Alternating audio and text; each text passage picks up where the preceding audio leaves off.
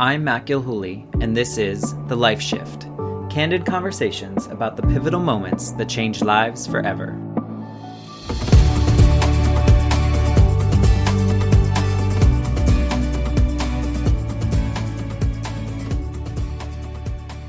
Hello, my friends. Welcome to the Life Shift podcast. I am here with hopefully a new friend, Rob Cressy, and he is a personal growth coach, a podcaster, an all-around, I would say, super enthusiastic individual from what I've heard on your podcast. So welcome. Thank you for having me, Matt. I'm super excited to be jamming with you. Hey.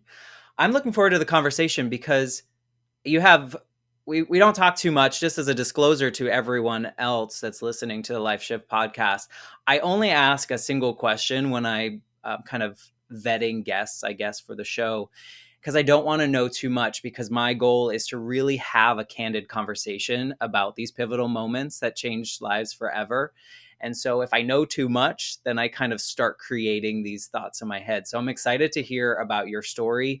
I did read a little bit about one of your pivotal moments, because you do have that on your website and you have a podcast about it. So I know a little bit, but fortunately that was a while ago. So I'm excited to hear it today too, because I think there's a lot of positivity that comes from your story. And when I hear from guests, it's like, sure, the pivotal moment is really interesting to hear, but it's what people do with it that inspires them and walks away. So again, I appreciate you being here. Well, I appreciate you giving me the opportunity to share. Yeah. So why don't we just jump right in, and you can kind of give us, if you can paint the picture. I know you have two pretty pivotal moments in your lives that changed your human experience, if you will. So maybe paint the picture before that first one, so we can just get an idea of who Rob was before that first one. Yeah, so to paint the picture, my dream leaving college, I had a degree in marketing from Miami of Ohio University, and my dream was to work for an ad agency and be creative and brainstorm and come up with ideas. I'm like, boom, I'm going to live this creative life. And unfortunately for me, I was unemployed for a year and a half after graduating college, lived off my credit card, and I was dead broke. And when I finally scratched and clawed and got a job, it was at a Fifth Third Bank call center, slinging home equity loans, making $10 an hour in a cube farm with a computer with no internet and no email. That was my reality. So it was your dream. Yeah, exactly. And while I was thankful to be making $10 an hour and not $0 an hour, it was the opposite of what I wanted to do. But that was my entry point into inside sales. A lot of people in marketing, they get into inside sales because everybody will hire someone for sales. And over the next decade of my life, I moved jobs to a job that was a closer commute or paid more money. And that got me into the online advertising world. And eventually I got really good at it and I made a lot of money. I got to the point where you can be really good at something and make a crap ton of money and not love doing it. And for me, for sure, that was me for doing this for a decade. And all while this is going on, my dream was to work in sports and be a creator full time. And I'd started various sports blogs on my own, and I would write for free because all I wanted to do was talk about sports for a living. And I finally got to a point where I said, I would regret it for the rest of my life if I didn't give it a shot at making my dreams happen. So what I did is I cut the cord, I burned the boats. I left my multiple six-figure ad sales job to go all in on living my dream of being a full-time creator and working in sports. Wow. Well, first off, I can completely relate to the feeling of unfulfillment, right? I think the one time in my life where I was probably the most miserable as an adult was the time when I was making the most money that I had ever made. I was literally just like going home and I would just go to bed because I didn't want to be awake anymore, because that meant thinking about work. And so I think there's something to be said, and maybe it's the idea of being a creative, that it's almost like soul sucking because you're doing everything that you don't want to do in that experience. Yeah, because you have so much potential inside of you that You are living by default. And this is just sort of how things go. And you're like, man, I would do anything to do what I love, what I'm really good at, or what I know I can be good at. And so often you just don't see that you have the opportunity for it to make that happen until you say, I'm no longer living this way. I am going to do what I am born to do. Yeah. And I think the benefit of the way that you were kind of forced into doing that, though, is that you probably learned a lot of things that helped you move past that, right? I mean, the skills that you learned in those jobs working your way up, did they serve you in your next phase? They did, because that's the lens that you create for yourself. Anything can serve you if you choose for it to serve you. Of course, having a background in sales for a decade, very valuable. But you know what? The number one thing that I learned from it, I learned what I don't want to do with my life.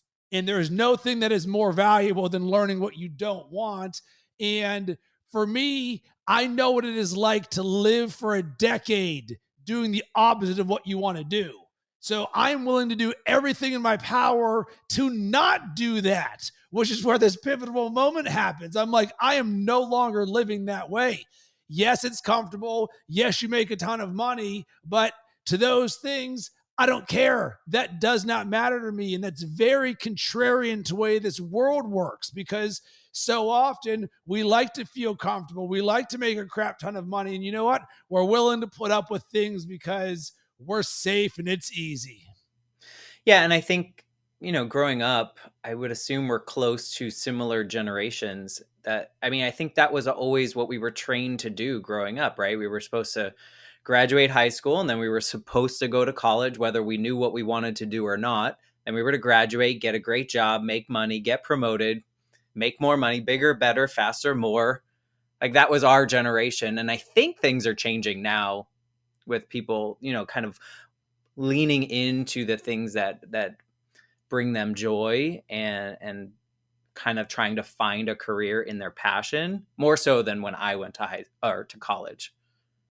100%. And this can actually move this forward, because at the time, the last job that I had was at a company called legacy.com, which was the largest online obituary website in the United States. Why in the world would you voluntarily choose to sell advertising on an obituary website? Well, the answer for me was I was very good at what I did. And up until that point, no one had successfully sold advertising on the website from a digital side of things. So I went in there and I was like, listen, if I can improve this at all, one, I'm going to make a ton of money for them, which means I'm going to make a ton of money for myself. And 2.5 years later, I did exactly what I said I was going to do. So, boom. And I said to myself, if I can do this, I can literally do anything in the world. I just sold advertising on an obituary website for 2.5 years. I can do anything, which means to what you just said, leaning into what brings you joy and passion. So now that I've done the hardest, probably least sexy thing ever, I am going to do the complete opposite. And I went and I started a company called Bacon Sports. And my dream was to get paid to talk about sports for a living. So what did I do? I taught myself podcasting and video and writing and social media marketing and branding and community building and throwing events. And I did literally what you would do if you could do anything you wanted in the world. And that's what I did for my life. And just because I'm doing what I love and it's all fun and joyful doesn't mean that it's easy. Because guess what? I went back to zero. So now everything is on me. And this is where the life shift happens. So when I was doing my digital ad sales, I was the work hard, play hard party bro. And quite frankly, I probably wasn't the work hard because I was writing my sports blogs on the side during work, and sort of I was so good at what I did, I could almost autopilot my regular job and do my passion at the same time. And that's where the, oh man, I would just love to do this full time came from. But I was someone who had not invested in personal growth and development. One of the things that I did is I audited the success habits of the most successful people, the people that I aspired to be like and do things like. And these narratives would come up over and over and over again. And it was the average CEO reads 60 books a year. And I'm like, crap, I'm reading zero. Think I want to do something about this. And when you're at zero, everything is on you now. So it goes from, oh my God, everything's on me to, oh my God, everything's on me now. So you can change sort of the way that that is. And two things happened that changed my life when I was back at zero. Number one, I became self aware. So when you're at zero, you're like, all right, everything's on me. And this is where the sort of the question changes the I'm Ron Burgundy. Like it shifts right there where you're like, oh, it's a problem to an opportunity. No one's going to tell me when to wake up, what to eat, when to go to the gym, what to read, who to call, what to do. So now I started to realize everything was an opportunity for me. So I created this like micro focus mindset where I was so intentional. I was like, do all these little areas of my life. I got to design and boom. And I didn't learn this until years later, but this is sort of fundamental to the way that I coach and create. And it is lifestyle by design, live by design, not by default. Everything I do in my life now, a decade later, is by design. I lived by default for a decade. And then the number two thing that happened, hey, I'm reading zero books. I should get on that. Just by adding that simple habit of reading books, it adopted a growth mindset for myself. So now the world went from black and white to color and my mind exploded. I'm self aware and now I have a growth mindset. And the growth mindset says I am not stuck in this position and I can make things better every single day. So my goal every day for the last 12 plus years has been to make today better than yesterday. And the way that I do that is by reading for 30 minutes first thing in the morning, because by design, if I learn something, then I'm better today than I was yesterday. And once that happened, boom, here comes the rocket ship of personal growth. Doesn't mean business became a rocket ship. Rob became a rocket ship, like Neo in the Matrix when he learns that he can learn anything that he wants. That's what I adopted. Then I became self-aware. That completely changed my life. I am a different human because of it. Yeah, and self-awareness comes up a lot in these conversations. And a lot of the conversations, the pivotal moment is more like, for me, it was when my mom died when I was 8. Like that was an external force that forced my life to a completely different thing. But it took me like 20 years to grieve her. And what helped me get past that was self-awareness, like the ability to completely understand the situation that I'm in, the control that I have, the ability to, like you said, to grow from said experience. And so it's interesting to hear your approach, because the logical part of my brain as I listen to it is overwhelmed. Did you have any moments of being overwhelmed with, okay, everything's on me, but also there's 400,000 things that I want to do now. How do I prioritize? Yes, a million times. And this is what I always had to remind myself of. This is what I signed up for. It is. I can't complain that I have so many options and so many things to do, and business is hard, and when's revenue coming in, and why is no one getting back to me, when this is what I signed up for. Because the alternative is selling obituary advertising or working in a call center in a cube farm. So this is why so few people take the path that I have, because it's super hard, because there's no manual and playbook. No one's there to support you or yes, you can create mentors and friends and advisors and all of this stuff. At the end of the day, it's you versus you and your ability to deal with this and create within it. And it's why, for me, knowing that the majority of entrepreneurs and business owners fail at some insane rate year by year, I was like, I'm going to specialize in overcoming adversity in challenges, in mindset. Why? Because it is the thing that'll stop me from not being the person that I want to be.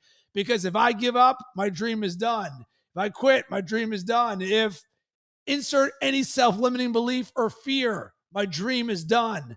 Therefore, when challenges are going to happen, which by design is the path that I chose, I want to be someone who says, I'm not only going to see this challenge, I am going to make it better for myself.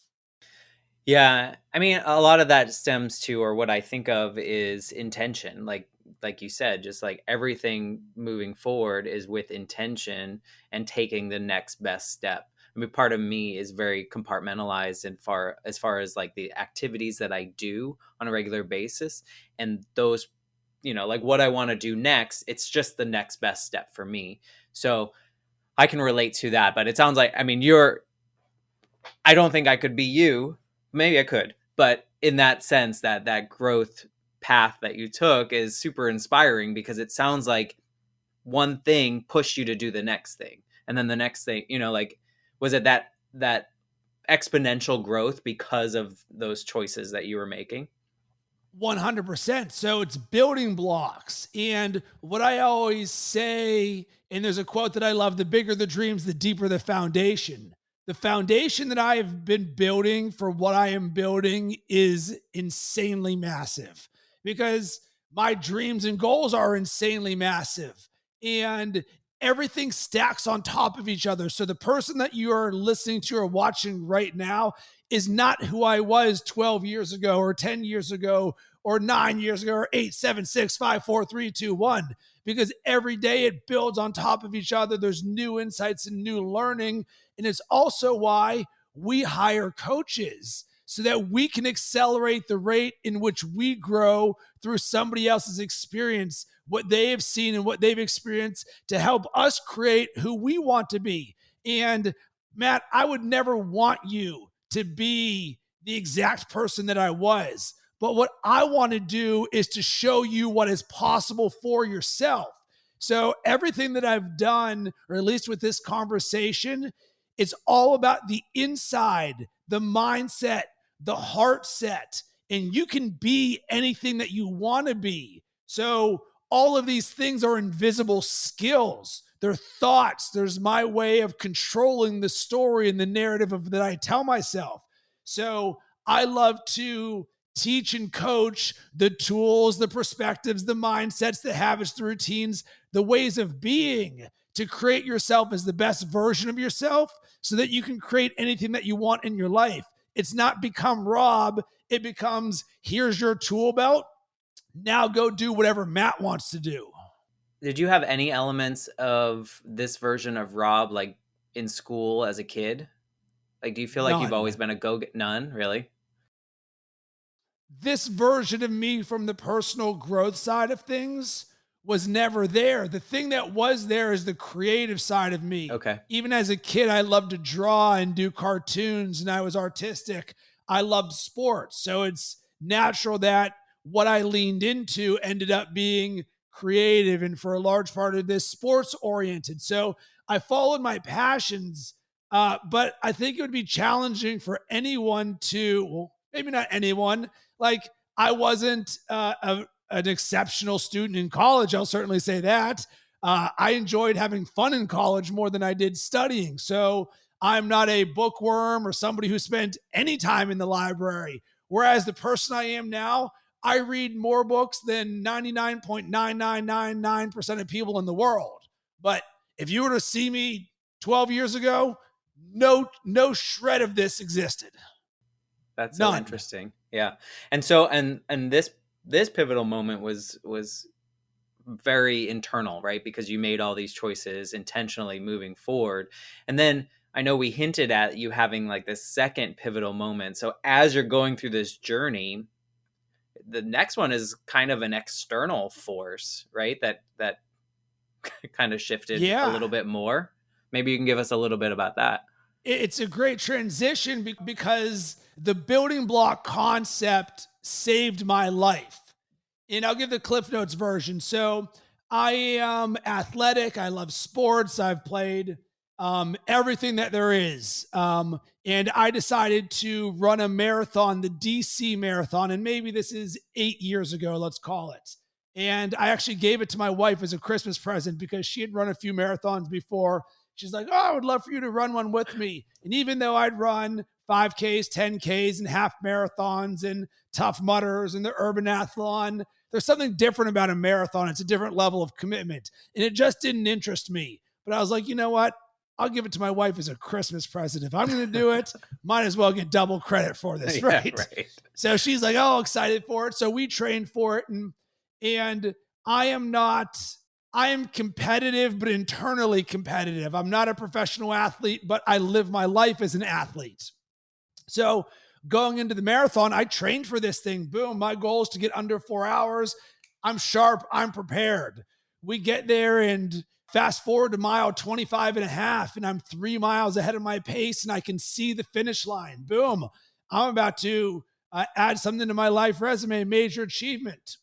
Next thing you know, I wake up and I am packed head to toe in ice in a medical tent, staring at the ceiling with medics around me saying, essentially, "Stay alive, Rob."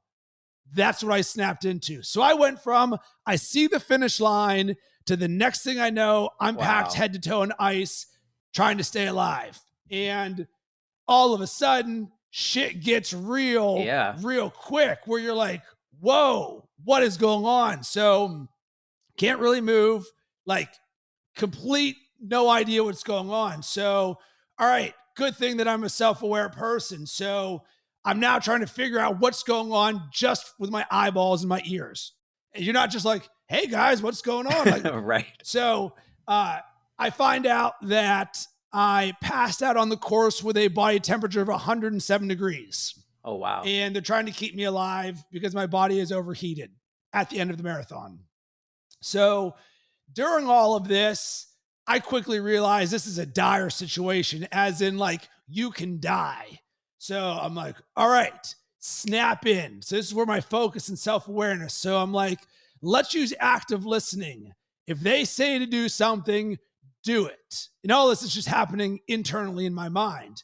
And I'm also acutely aware of if my eyes go to black, I'm probably dead. It just is. So my goal is to stay awake. Just don't just don't go. So with all of this, all of the work that I had done leading into this that I just told you about. So I'm about this growth mindset. I'm about overcoming adversity. I'm about being an entrepreneur and dealing with challenges. So I'm like, all right, what can I do to stay alive? And I figured out if I am speaking, I'm not dead, right? So if you can, so I'm like, all right, just talk, even though I'm packed head to toe in ice, just no idea what's going on. So I'm like, all right, well, what can I even think of? And of course, I'm just telling you what I'm thinking after the fact. And I'm from Pittsburgh and I'm a Steelers fan. So I said to myself, I'm a Steelers fan. The Steelers are playing the Raiders. And I'm just saying this over and over and over out loud. I'm speaking it into existence because I'm not dead. I'm not dead. I'm not dead. And then at some point, it shifted to I'm a fighter. I'm going to live. I'm a fighter. I'm going to live. And it changed almost like in a Braveheart manner. All right. I figured out what to keep myself alive. Now that drive inside of me, boom, I'm going to live. And I ended up living. And I credit my mindset for keeping me alive because would it have been easy to freak out? Oh, Yes. yeah. I actually did not panic at all during this. I was not afraid because there was no time to be afraid. That when you're put into a dire situation like this, that this was the penultimate moment of everything that I'd been working on for the last 5, 7, 8 years as an entrepreneur and as a creator. For you prepare for what's difficult when it's easy. And then all of a sudden you get thrown into something that you have no idea what's going to happen. And that's where all of my training came in. And boom, I was able to keep myself alive. It's like a proof of concept almost. I mean, most people, like you said, most people would panic and probably, I mean, I hate to say it, but maybe even give up. And so you proved that what you had built and the mindset that you created actually could get you out of a situation that I would imagine that I would probably not make it out of. And probably had you still been working at legacy.com and that happened, different story, right? Completely, because who knows how it would have gone down, because I wasn't that same person. Right. So even the fact that I was running a marathon as a high performer, like all these dominoes are falling and falling, and I only said one prayer for like 10 seconds. And then that was the end of it. It wasn't, because a lot of people are going to like really trip, because as you can imagine, it is an insane situation. You have no idea what's going on. You're just like, this is absolutely bananas. So, yeah, I don't know what would have happened. But once again, I took control of the Yeah, you did. situation. And because of that, what it really did, and here's how the life shift happened. I was already a super happy, positive guy. It's part of my brand and who I am. And I was already about living my best life and doing what I love and being someone who helps others. But now there is no excuse humanly possible for me to not have the best day ever every single day. So people are like, Rob, are you always like this? Do you have bad days? And I the was going to answer ask is, that. I am always like this. Why? Because number one, I'm no longer working at a Fifth Third Bank call center or slinging banner ads for an obituary website. And number two, I am not dead, because I know how quickly this can go away without you even realizing it. And it's crazy, because the near death experience gave me the perspective of my own mortality. Most Mm-hmm. people don't like to talk about this. Oh my God, we're talking about death. I'm not afraid to die. And you know why? Because I could have just not woken up. I could, like, when I passed out on the course, 107-degree body temperature, I was then lifted by someone, no idea who, put into a medical tent. All this stuff happens. I have no recollection, no idea of it. So to me, from there to there, I was dead. And it didn't hurt me. It wasn't painful. I didn't even notice it. I would have just been dead. And then I woke up. So I realize, I don't have anything to actually fear about death, because I've already seen what it looks like, and it just sort of ends. And because of this, I want to live every single day as if this is the last day of my life, because you never know when it's going to be the last day of your life. So why would I ever choose anything other than the best version of me, the most positive version of me? Because one day will be the last day.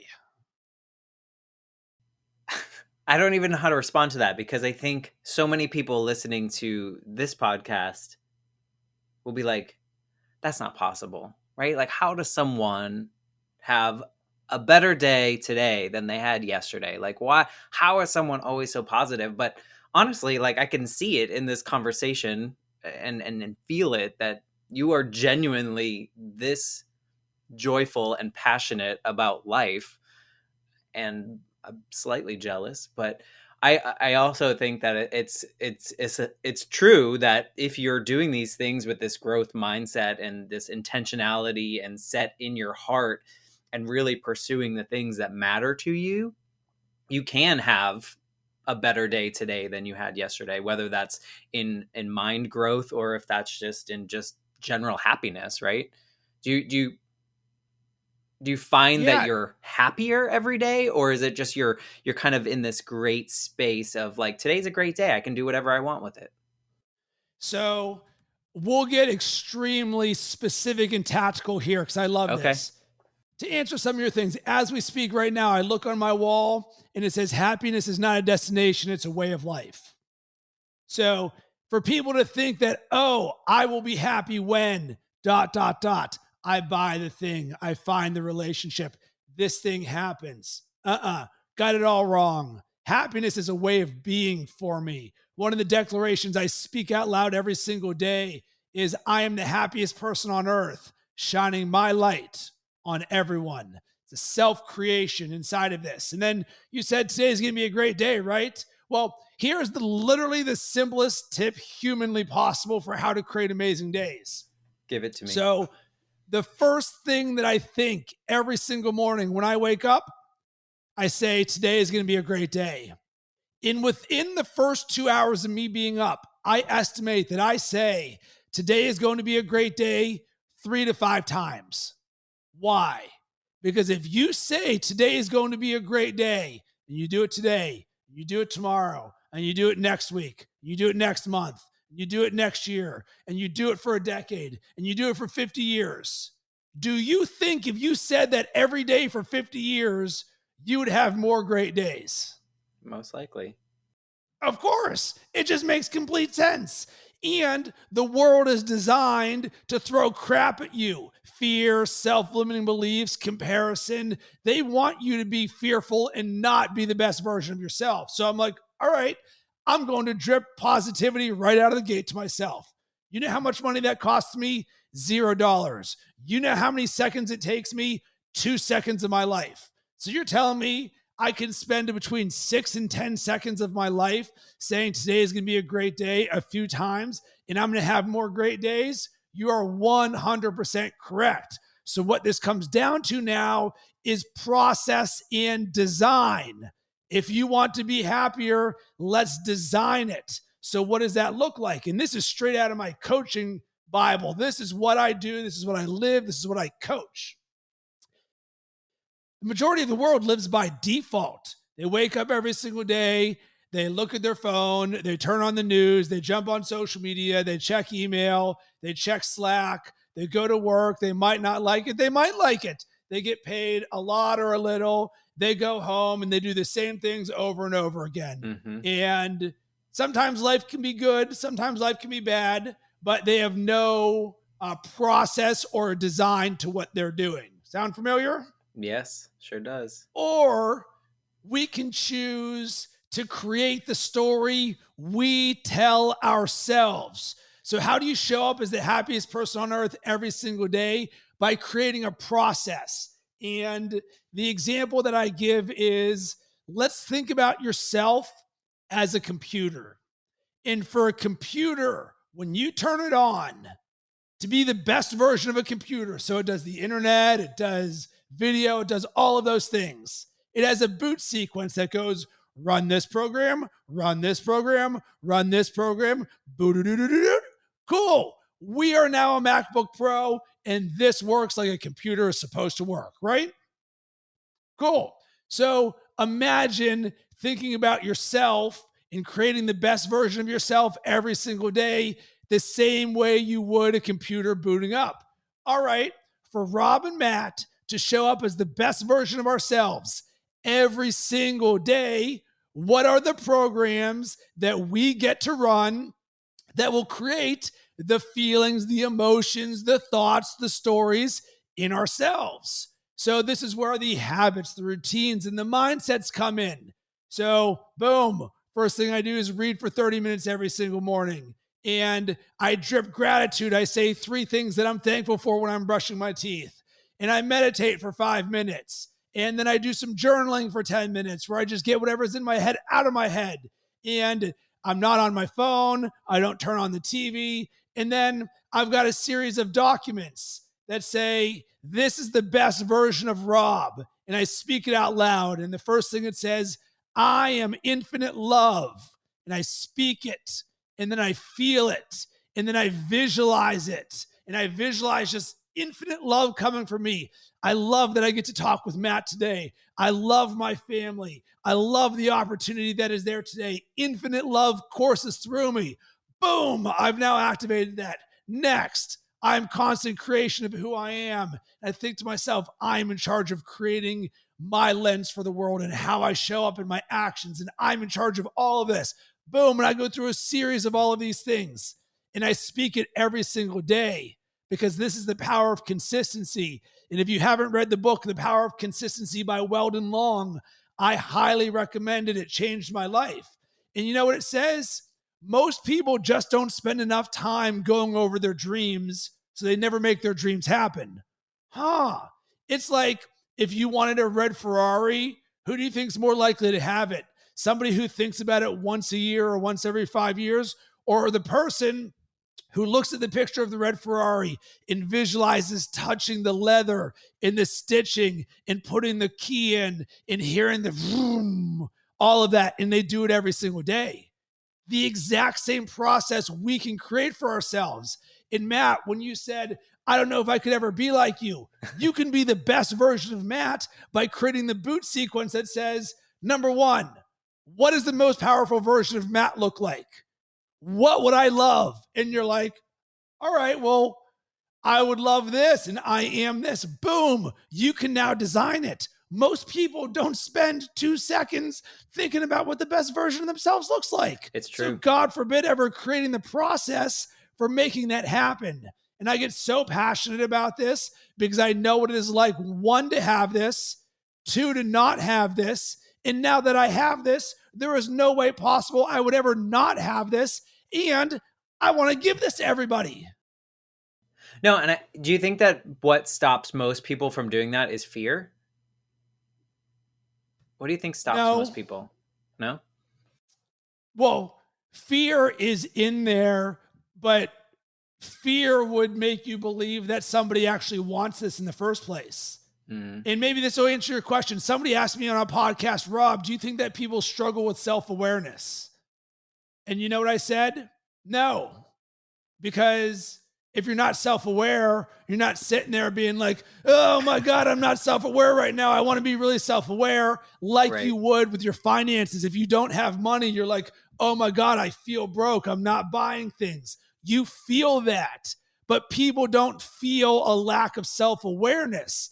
Therefore, what stops people is this isn't even a thing for them because they're not on this frequency. They're not on this wavelength. And if you wanted it, you would do it. And if you say you want it, but you don't do it, you don't actually want it. So this is the difference between intention and nothing. You got to be intentional about everything that you do. Make sense? Yeah, that makes sense. And I kind of relate it to a little bit of, I mean, the word or the term gets thrown around a lot is imposter syndrome. And it's kind of in a similar sense of the people that say they have or say they face imposter syndrome are aware of it, right? And the people that are super confident and whatever, they don't face it because it's not even in their spatial awareness of a blockage, if you will. They just jump right in and do whatever they need to do, when really the people that face it probably could do it. Anybody can do any of this stuff because these are all just thoughts and stories. You're right. Right? So if it's a story in your head. You think it's a conditioning? It's a conditioning. It's a society. It's media. It's culture. So once again, none of this stuff is taught anywhere. All through all of our years of college. And how do I know? Because it took me 30 years of my life before I finally said, oh, wait a second, there's a different way that I can live. So the system doesn't teach this. So now this is a systemic thing.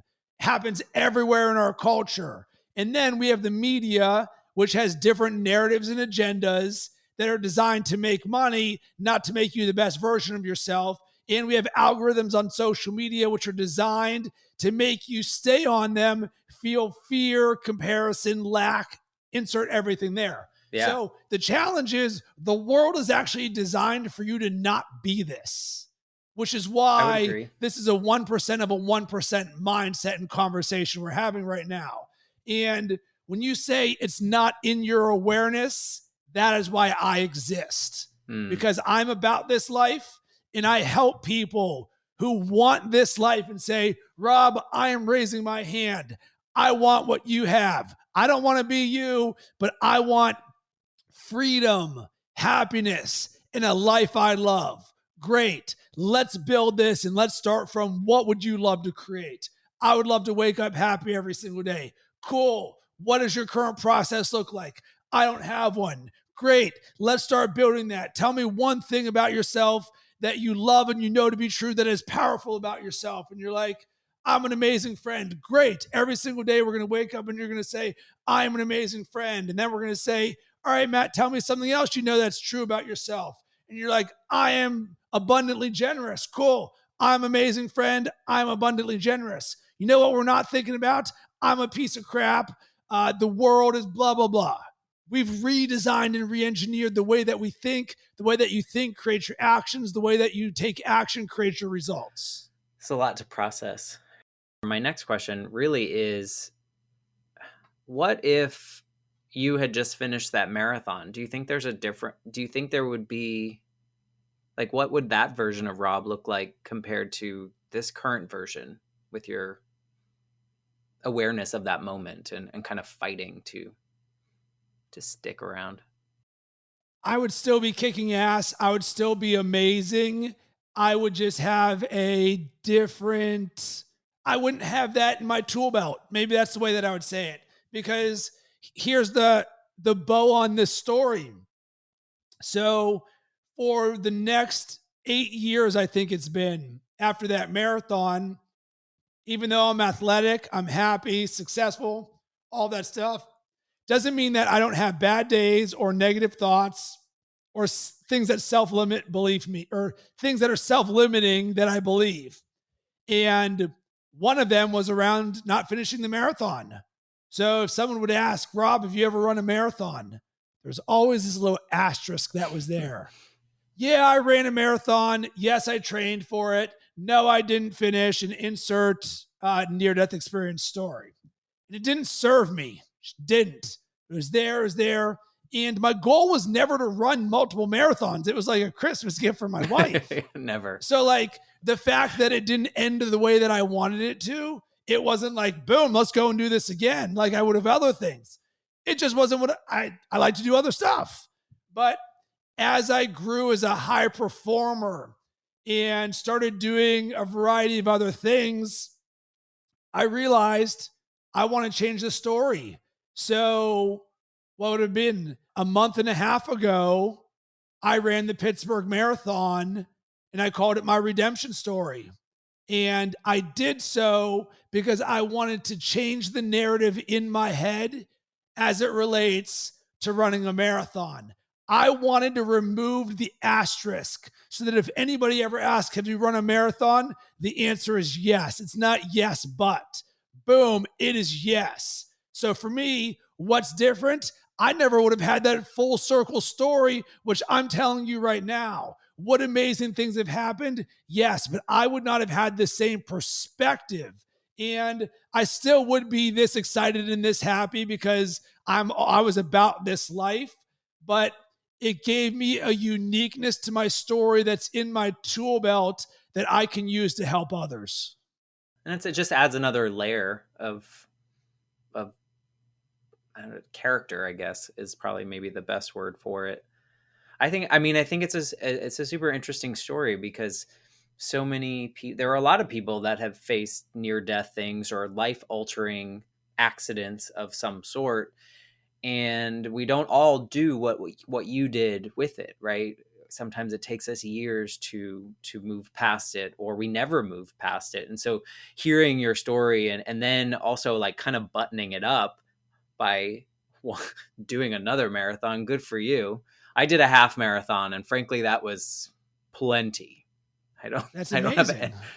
it. I trained in Florida and ran it in Portland, which is a little bit hillier than here in Florida and a little bit colder. But anyway, you went in and you changed your story. A lot of people will be like, yes, I tried and didn't finish, and here's what happened, and that's it. But you knew something. Was it always just like nagging at you, or is it just you wanted to close that loop?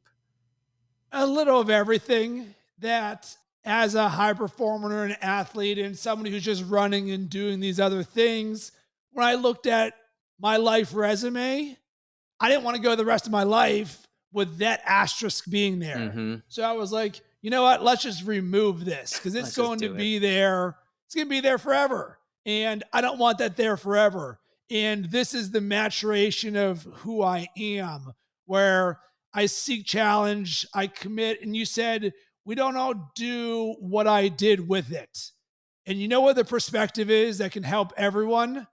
Yeah, because this is just a one-of-one journey. It's me versus me.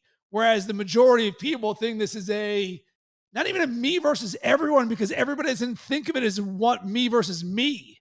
They don't even think about it. It's comparative. It's comparative. Oh, keeping up with the Joneses. So when you realize this is a one of one and you can design this and do whatever you want, even if you are in a job right now that you like or you don't like, you're choosing to do this. Our entire life is just choice. Might as well design those choices to some things that we would love to do. For sure, man. It's a lot of inspiration coming out of your mouth, and it has me thinking, and probably people listening to the podcast thinking about how we can start to really truthfully design what we deserve and what we want out of this life.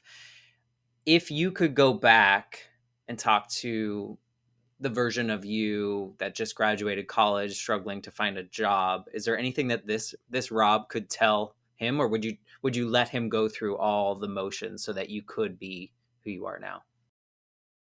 Well, one, I would allow him to go through all of the stuff that I did now, because I love where I am right now. It's the best life ever. So it's the whole butterfly effect. That being said, if I were to go back and give advice to that person, I think some things that I would say is, number one, hire coaches sooner, because they accelerate the speed of growth. And I think about, for the longest time, I didn't have coaches until I had my first one. And I remember paying $2,000 or $3,000 for a brand coach. And I was legitimately nervous because I'd never done it before. And anyone who's hiring their first coach knows what this is like. You're living in fear and lack and not enough. What if this doesn't work? What if he or she is not who they say they're going to be? What if all of a sudden I go bankrupt from all of this stuff? Blah, blah, blah, blah, blah. All a bunch of garbage. The second I made that commitment, I was now a person who pays for coaching. It completely changed my life. I felt somebody who coached me and supported me and loved me and wanted the best version of me.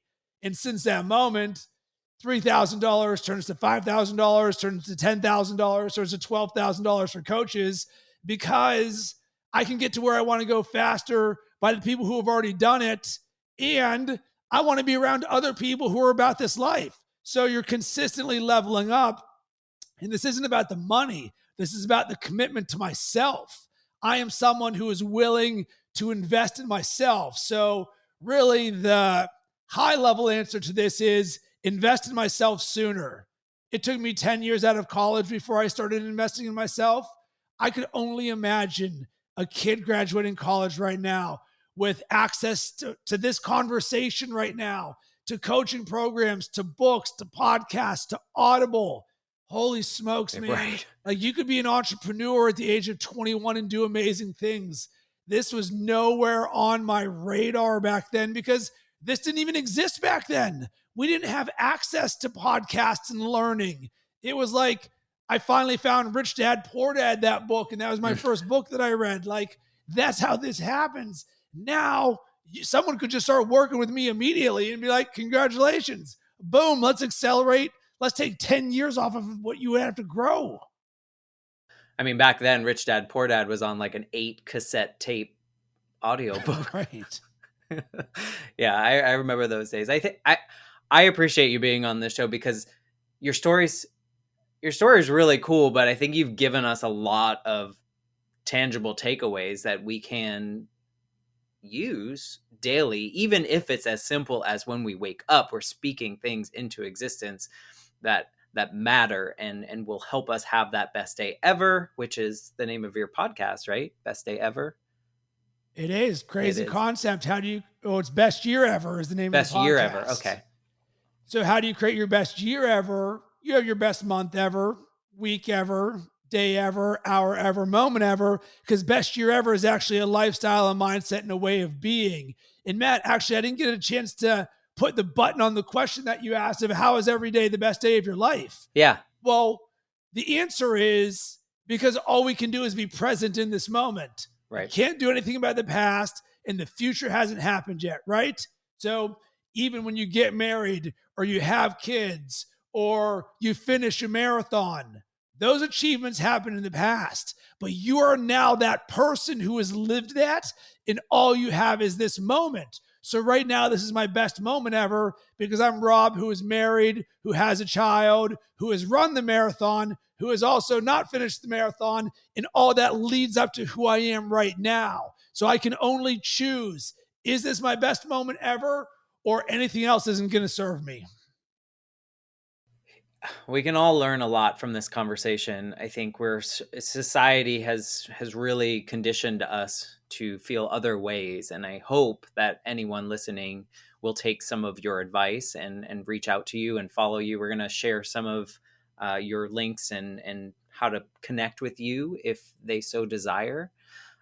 In interest of time, I'm gonna say thank you for being a part of this. I think your life shifts are different than the other ones that are shared on this story, but what you've done with them is super inspiring. So I appreciate you just even giving me the moment to hear all this and changing probably my life from this moment forward.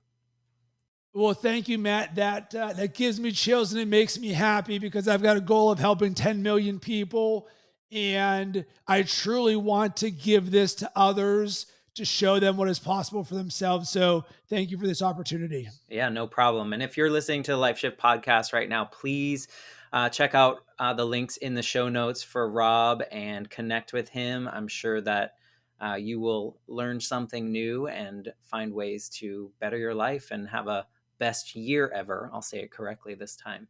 So until next time, we'll see you next week. And I appreciate you, Rob. Thanks for being here. You're welcome.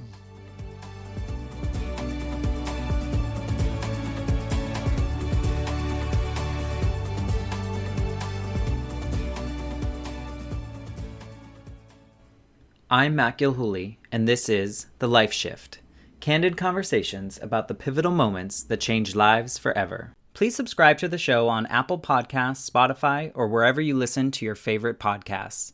For more information about how you can support the Life Shift podcast, please visit www.thelifeshiftpodcast.com. See you next time.